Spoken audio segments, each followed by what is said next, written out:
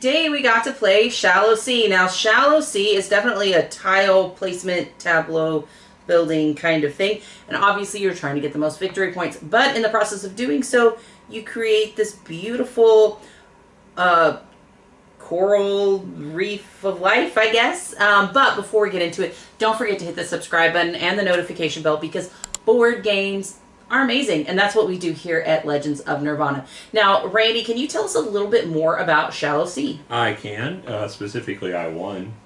I don't think that was the information that they needed. Shallow Sea is a 2025 release. It has a Board Game Geek rating of 7.9 and a rank of 2714. It's 1 to 4 players, 30 to 45 minute average, which sounds about right. Age 14 and up. I can see it's a little thinky, but I mean the basic concept of the game. There's a lot of high iconography, and I'm around the victory points, so I don't know, 14. That's a little high, but I could see 12. Yeah, for sure. Design is by Yeom CW. Art is by Sophia King and published by Bad Comet. The mechanisms in this game are in-game bonuses, grid coverage, open drafting, pattern building, and set collection.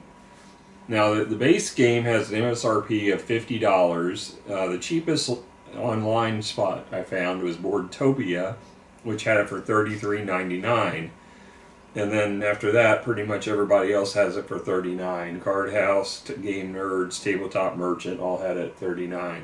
Nesting season expansion. No, we didn't play with that one. No, we didn't, but it has turtles, so you'll be happy. And they apparently come on land to nest. And then the other is a little mini expansion. That one is the Rare Fish mini expansion. So it has a wooden group of fish with like hammerhead sharks and other kinds of sharks in there, which is kind of cool. Nesting season expansion is MSRP of $27. Card House has it at $19.99. Boardtopia is still the cheapest at $19. The little mini expansion MSRP is $12. Boardtopia's got it again the cheapest at $8. Card House has it at $9.29, but they're out of stock on it right now. And Game Nerds has it for $9.97. Yeah, so let's talk about quality of components. So you have screen printed fish. They look really cool, and they're actually different screen printing. It's not like the purple has a special design. The orange, it is actually a clownfish. The green have yellow speckled, but like the yellow fish have that black black and white striped face that you see in the yellow fishes that you see everywhere. So that was really cool. And then you do get a lot of cardboard tiles. They are pretty thickness. There is a nice linen finish on them. So that's kind of nice. So I love the fact that these wooden bits are screen printed the way they are. I think they're top-notch screen printed. I like the fact that they're all unique in their own way. And then card quality. Yeah, it's got a really nice linen finish on it. Yeah, so, I mean, and then you get these pretty bags. And they're wonderful bags. They're nice. feel really good in your hands. So, for $33, this is actually... We're not done yet. But now how much would you pay? Because you also get these storage trays that are set up for each one of the fish life groups. Okay. And the rulebook is also that really fancy finish on it, too, that I love to have. So, they went all out for this game. Yeah. And I think they did a wonderful job. I'm really happy with what they kind of provided. So overall, I would probably give this, for $33, I'm giving this a 9. I think they did a great job. Well, it's $50 MSRP, but you can get it for $34 at Boardtopia. So yeah, for that price, yeah, I agree. I'm going to give it 10. I mean, they really went above and beyond. The only thing they didn't do is do inlaid boards, but you really don't need them. No, I think it's worked great. All right, so moving on to the actual theme. The theme is that you are, I guess, putting in coral and trying to get the fish to, obviously do its thing, and then you also have the wildlife that's living in there along with the coral. This is, I mean, you were placing down fishes. You were doing the thing. And it's gorgeous. Yeah. Absolutely gorgeous. So I think they did a great job for this. I was definitely invested about, the different animals that I got to place on my board and like the different color of fishes. And I mean, overall, there is a beautiful quality to it. So for theme, I'm probably going to give this an 8. I liked it. It's gorgeous artwork. Yeah, I mean, it's layered on. You could make this anything because it's a puzzle game. But this is pretty. But it is very pretty.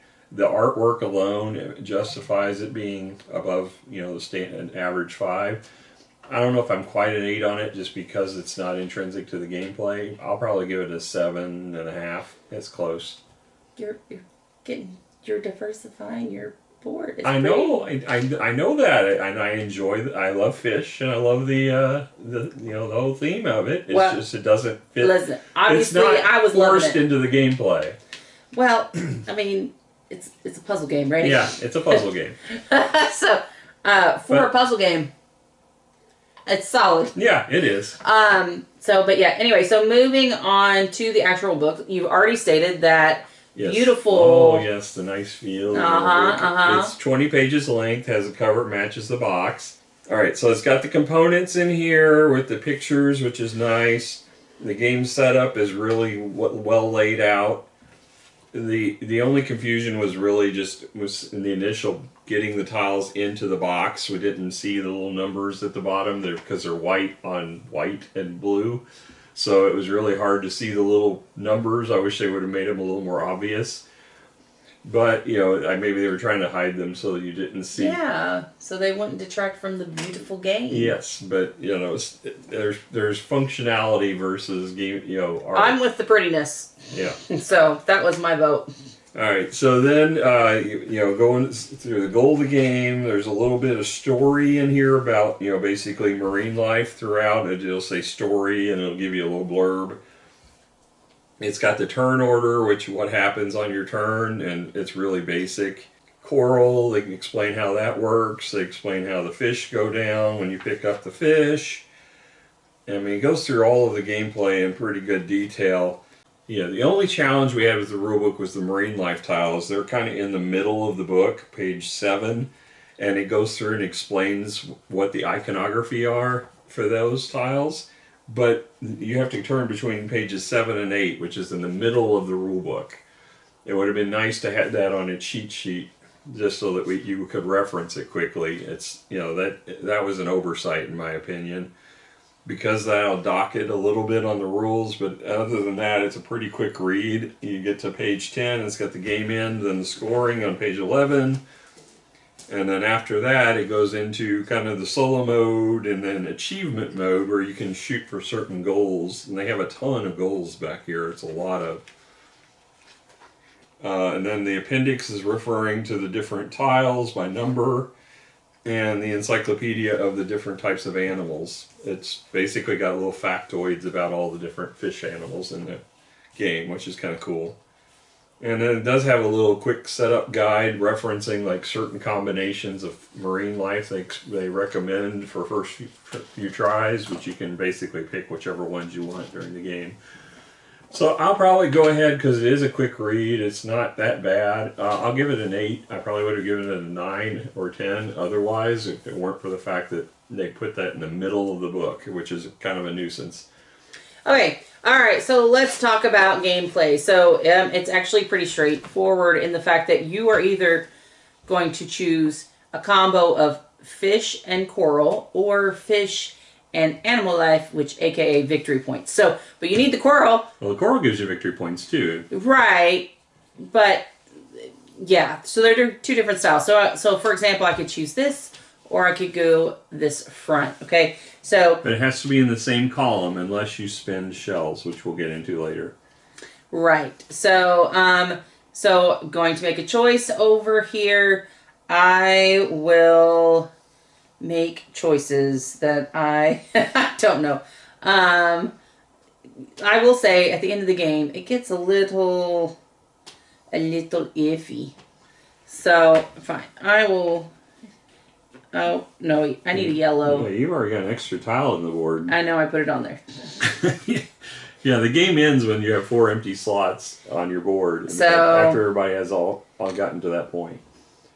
So none of these match. Yeah. But they I don't know if this applies because this is a fish. No, it's got to be Actually, coral. It's coral. got a picture in the middle there that shows Okay, coral. there. That will actually work. All right, so I'm going to then place my tile anywhere that I have availability on the board. And then I get this fish. Now, this fish has to go in one of the corners. Of any place you've got a tile. Yep, any place that I got a tile. I did not need this purple fish. Yeah, you do. Oh, I do. Look at that. So, perfect. Doesn't have to be touching the tile that I put then out. Okay, so afterwards, then I'm going to replace the thing. And someone else gets a turn. Now, with the coral though, so say if I were to take a coral, for example, over here, we're going to change some things out for it to make a little bit more sense. So, now I have this tile surrounded in the appropriate colors of fishes that are showing on the back side of the tile. When that is done, I get to flip over my tile. I get a seashell for my troubles. Well, the tile you played over here is actually completed already too, Yep. so you can flip that and get a seashell for that too. Correct. But then I have to place one of these fishes on there. Does it matter? Yes and no. It matters in the fact that some of these have end of game victory points, like your tiles will say, hey, fishes don't match or fishes do match. So that matters. And then the other piece is like this purple one is actually helping over here. So I don't want to take this purple away. So, and I could possibly be placing another tile here. So I'm going to take this one that's already touching completed tiles and I'm going to move it over here because I have nothing else to consider. Now, this is the thing. It is a pretty straightforward. You're grabbing a tile and a fish in the same column and then you're placing it on your board. However, it is critical. There's a lot of moving pieces, right? Those scoring tiles that you've got to figure, okay, how do I line up to get all three of the same or all three different, as well as then trying to get enough of the seashells to do a couple things. So I can spend a seashell and decide to take a fish and go to another column and take a tile. I still have to take a tile and a fish. Or I can end up spending two to move a fish. Because sometimes the fishes that you need aren't on the board, okay? And this area is completely devoid of needing fish, so I may move this one over here, for example, and be able to flip that tile. But it takes two to do it. Or you can spend one to wipe the board. You can do it for free if you ever get 4 of the same color coral or 4 of the same fish. So, totally noted. Overall, though, I had a lot of fun. It is a puzzly game, but it's pretty too. Yeah, so it was definitely more of a brain burner than I expected it to I know. be. I was sitting over here like mathing it out and trying to figure out, okay, how to get it all done. And there was a couple of surprising in the scoring in the fact that different sea life counted, which because it's sometimes so like. I had 2 that really worked well because they were 3 of the same. So I pointed the sea life to the same 3 sections. So as long as those 3 are the same, both of them triggered. The problem with that was like it didn't get extra points for being different. Well, it all depends on which cards are out. So that's true. But these are like different. This is about rich depths versus that one's about different the most fish, right? So but overall I had a good time. It was fun. It is a puzzler. It's pretty easy to teach, but there is a lot of depth to the game. So I think that is a huge value add. I will say our turns were a little long because we were trying to figure it all out. So there's certain people that you may want to evaluate whether you want to play this game or not. But at the same time, it's easy to get out. It's easy to teach. It's like, oh, just grab a fish, grab a tile, put it on your board, hope for the best. So my final score for this,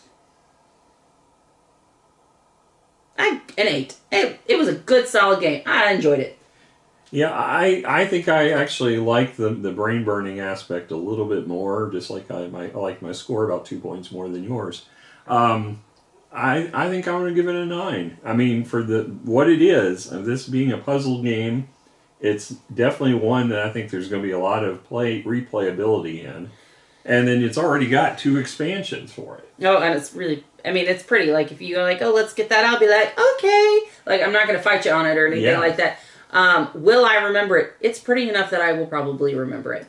And that's one of those key things that I think it does stand out that, you know, in a collection like ours, I'll end up being like, oh yeah, what's that pretty sea game with the tiles? And he'll know what I'm talking about. I won't know, but he'll know.